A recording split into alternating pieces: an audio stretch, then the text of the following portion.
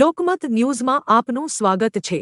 વડોદરાની બરોડા ડેરીની ચૂંટણી માટે આજે મહત્વપૂર્ણ મતદાન ચાલી રહ્યું છે। કુલ 13 ડિરેક્ટર પદમાંથી 9 ઉમેદવારો બિનહરીફ જાહેર થતા હવે માત્ર 4 ઝોનમાં જ સીધી ટક્કર જોવા મળી રહી છે। ઝોન 0, 3, 0, 6, 0, 8 અને 12 માટે મતદાન યોજાઈ રહ્યું છે, જેમાં વડોદરા તાલુકા ડેસર ડભોઈ અને પાવીજેતપુર બેઠક પર કુલ 9 ઉમેદવારો વચ્ચે જંગ છે। આ ચૂંટણીમાં કુલ 333 મતદારો પોતાના મતાધિકારનો ઉપયોગ કરશે। સવારે શરૂ થયેલું મતદાન બપોરે 3 વાગ્યા સુધી ચાલુ રહેશે અને સાંજે 4 વાગ્યાથી મતગણતરી હાથ ધરાશે। હાલ સુધી અંદાજે 52% જેટલું મતદાન નોંધાયું છે। ખાસ કરીને ઝોન 6 ડેસરમાં ભાજપ સામે ભાજપનો જ સીધો મુકાબલો જોવા મળી રહ્યો છે, જ્યાં કુલદીપસિંહ રાવલજીએ પોતાનું ફોન પરત ન ખેંચતા ભાજપના ઉમેદવાર સુરપાલસિંહ સામે જંગ જામ્યો છે। બીજી તરફ બિનહરીફ ચૂંટાયેલા ઉમેદવારોમાં પાદરાથી દિનેશ પટેલ, કરજણથી સતીશ નિશાળિયા સહિત કુલ 9 ઉમેદવારોનો સમાવેશ થાય છે।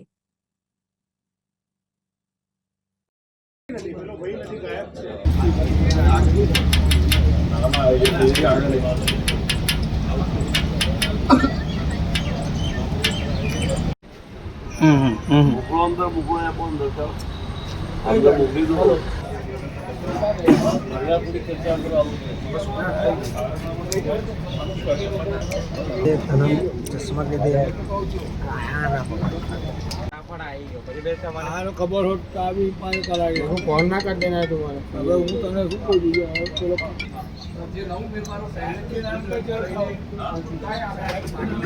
બરોડા ડેરીની ચૂંટણીમાં એમાં મતદાર છું અને ભાજપના ઉમેદવાર ચૂંટણી લડતા હોય તો સ્વાભાવિક છે કે ભાજપના ઉમેદવારને ટેકામાં આવવું પડે। કેવું લાગે તમને?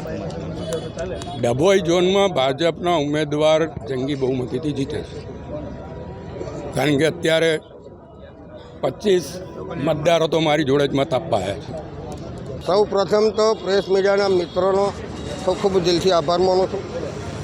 દરેક સંસ્થાઓમાં ચૂંટણીઓ થતી હોય છે અને થતી રહેશે, ત્યારે આ બરોડા ડેરીની ચૂંટણીમાં પ્રથમ વખત 9 જેટલા ડિરેક્ટરો બિનહરીફ થયા છે અને 4 ઝોનમાં, એક દેસર, એક વડોદરા તાલુકો, એક ડભોઈ અને પાવીજેતપુર, આમ 4 તાલુકામાં આજે ચૂંટણીનું મતદાન થઈ રહ્યું છે। 9 વાગ્યાથી શાંતિપૂર્ણ રીતે મતદાન થાય છે। મતદારોને એમની રીતે મતદાન કરે છે, અંદર ઉમેદવાર પર નહીં ફરી શકતા, એ આપ સૌએ જોયું છે। ત્યારે જે મતદારોને જેવી ઈચ્છા હશે એમ એમની રીતે મતદાન કરશે। 3 વાગ્યા સુધીનું મતદાન થવાનું છે। લગભગ 30-35% જેટલું મતદાન થઈ ગયું છે અને બાકીનું લગભગ 100% મતદાન થશે।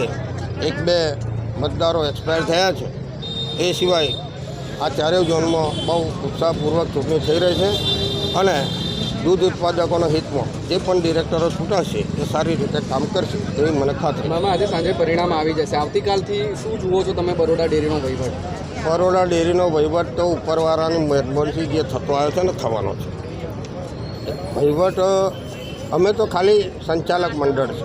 એટલા માટે આ પ્રશ્ન પૂછ્યો છે કે ઘણા લોકોએ આંગળી પણ ચીંધી છે વહીવટ સામે। કોઈ પણ આદમી ઓગળી ચીધે ને તો 4 ઓગળીઓ એની છાતી પર હોતી હોય છે। અમે કોઈની ઓગળી ચીંધતા નહીં ને ઓગળી ચીધે એની ચિંતા કરતા।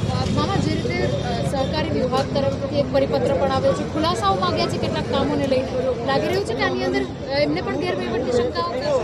અંજનીબેન, તમને શું કહું, એક ઘરમાં 6 જણ હોય, એ હોજે જેને વકૂત પાડવું છે કે ભાઈ ખીચડી છે તો કે ખારી થઈ ગઈ, હળદર ઓછી પડી ગઈ, શાકમાં મરચું વધારે છે, મીઠું વધારે છે, આમ જે કામ કરે છે એને થોડી ઘણી મુશ્કેલીઓ આવવાની હોય છે, પણ એ મુશ્કેલીઓ જે બીજે બધે તમે જુઓ જમીનની મુશ્કેલી બરોડા ડેરીમાં કોઈ છે નહીં, આવે નહીં।